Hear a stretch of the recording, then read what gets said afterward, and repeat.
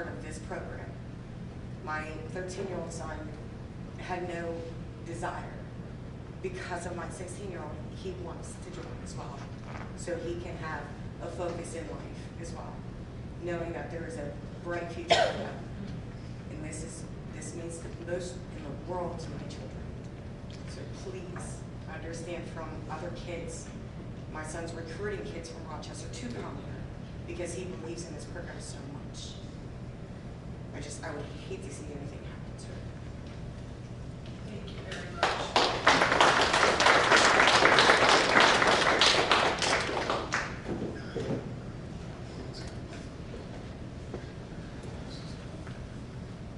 Scott Bennett from ANACA, but graduated from Ambridge. Big sport of ROTC, just like you guys have seen me here before. My big question is about the replacement or the help of the current sergeant, master sergeant, because tonight I heard on a teacher to student, you know, what do you have, 114 to 118 you guys are talking about? I have my third student going to the ROTC program. Their class has a student to teacher ratio of 1 to 40. You got 40 kids in one class with one teacher. From 9th grade to 12th grade. I think we need to fix that as soon as possible.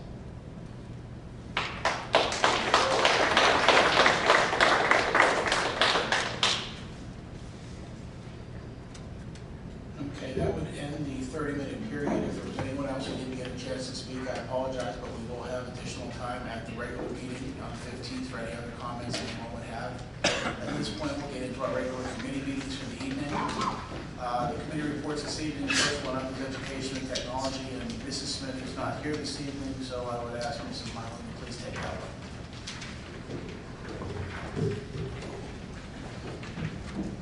There is going to be students that will be recognized next week at the regular board meeting, so I will be jumping over those students' names and we'll recognize them next week.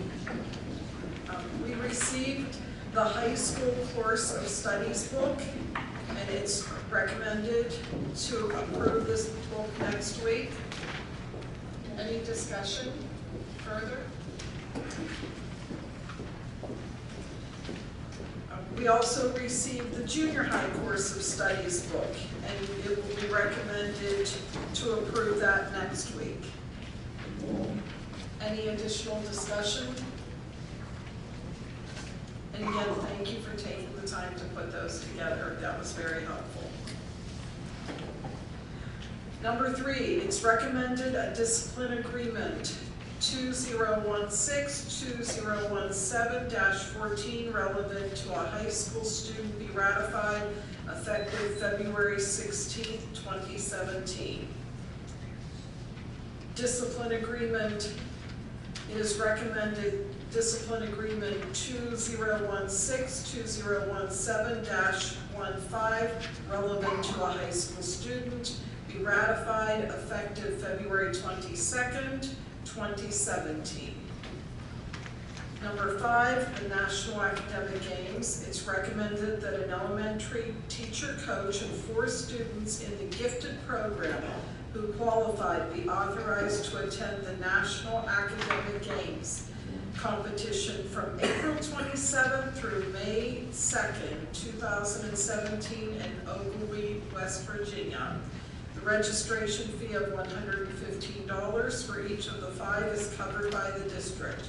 All costs, travel, lodging, meals, etc. are the responsibilities of the students, parents, and families. The total cost of $575 will be paid as per board policy 431, professional employees' job-related expenses. Costs include the tournament registration of $115 times 5 to get the $575. Any questions or discussion?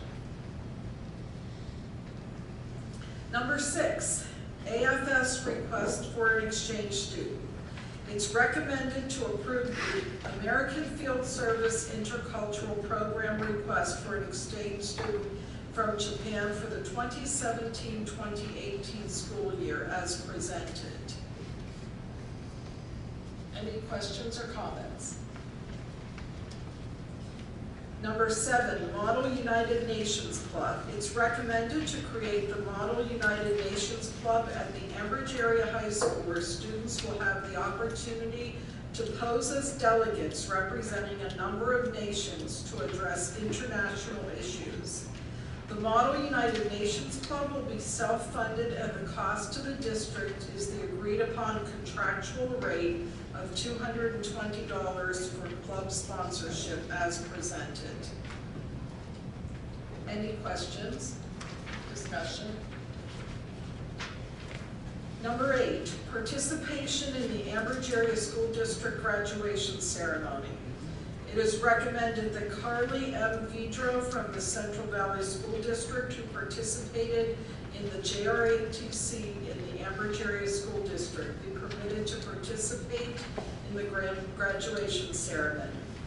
Ms. Vidro will not be receiving a diploma from the district as presented. Any questions or discussions? Number 9, field trip. It is recommended that Larry Knopfschneider, the American Cultures teacher at the high school, be given permission to take the High School Adventure Club to Charleston, South Carolina, to visit historic sites such as Fort Sumter, the Old Slave Market. They will leave on Wednesday, November 1st and return on Saturday, November 4th, 2017. Mr. Knopfschneider would begin booking the airfare and rental property. There will be no cost to the district. The cost of the trip will be paid for by the parents and guardians. Larry Knopfschneider, along with Kimberly Recipio, a paraprofessional at the high school, will be the chaperones. Any questions or comments? And that's all, Mr. President. Thank you, Mrs. Milam. Next up will be Finance and Budget. Mr. Sass, please. Mr. President, 2 matters of interest. One is the Food Service Department seeking approval for an implementation of a new procurement procedure and code of conduct. I believe it relates to the change in the underlying CFR regulations. For those of you that don't appreciate that much of the food that's established for the cafeteria fund comes through the federal government, either through the National School Lunch Program or the free and reduced lunch program. Additionally, we had authorized to potentially refund the 2012 B series. Those refunding offerings were put into place. The net proceeds are $406,000, and they will be used to reduce future debt service. In terms of finance and budget, the traditional agenda will be presented monthly bills and salaries for both the school district and cafeteria, as well as budgetary transfers. There is a renewal under the Huckenstein Mechanical Services contract in your packages. That renewal, if you recall, we issued a competitive bid arrangement last year and approved Huckenstein under a 1-year, basically provisional contract.